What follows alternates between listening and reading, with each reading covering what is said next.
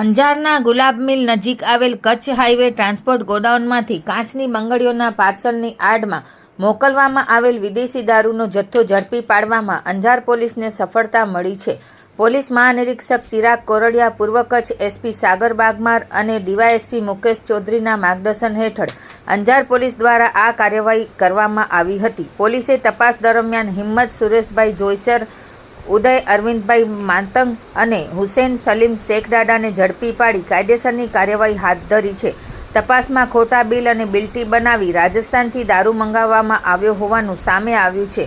પોલીસે magic moment vodka, green label whisky, 8 PM whisky અને વિવિધ બ્રાન્ડની બિયર સહિત કુલ 1,63,920નો મુદ્દામાલ કબજે કર્યો છે. ફરાર આરોપીઓની શોધખોળ ચાલુ છે. આ કામગીરી Anjar PI HA Jadeja, PSI SG વાડા અને સ્ટાફ દ્વારા કરવામાં આવી છે.